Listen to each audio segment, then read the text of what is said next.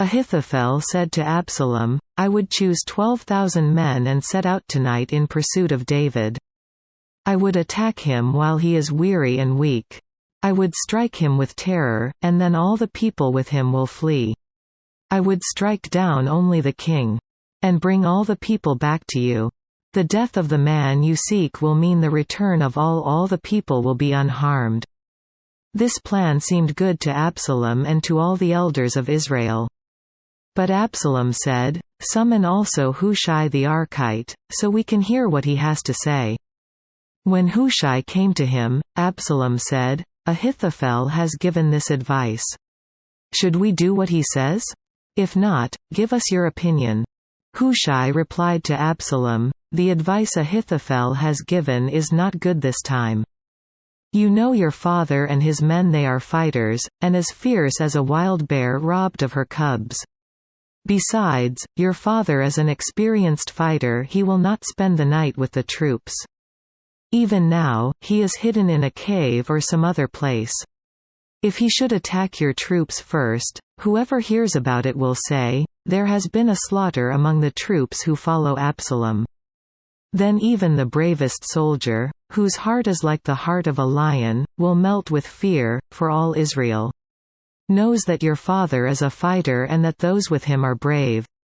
So I advise you, let all Israel, from Dan to Beersheba, as numerous as the sand on the seashore, be gathered to you, with you yourself leading them into battle.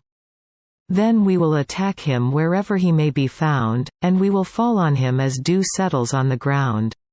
Neither he nor any of his men will be left alive. If he withdraws into a city, then all Israel will bring ropes to that city, and we will drag it down to the valley until not even a piece of it can be found." Absalom and all the men of Israel said, "The advice of Hushai the Archite is better than that of Ahithophel."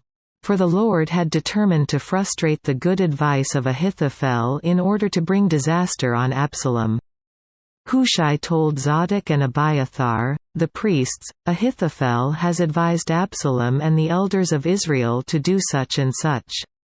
But I have advised them to do so and so.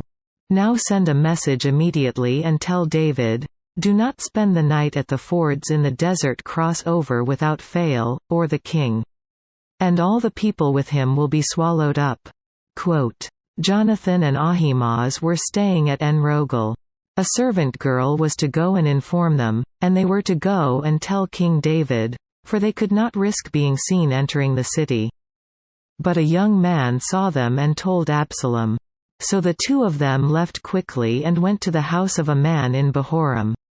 He had a well in his courtyard, and they climbed down into it. His wife took a covering and spread it out over the opening of the well and scattered grain over it. No one knew anything about it. When Absalom's men came to the woman at the house, they asked, "Where are Ahimaaz and Jonathan?" The woman answered them, "They crossed over the brook." The men searched but found no one, so they returned to Jerusalem. After the men had gone, the two climbed out of the well and went to inform King David. They said to him, "Set out and cross the river at once. Ahithophel has advised such and such against you." So David and all the people with him set out and crossed the Jordan.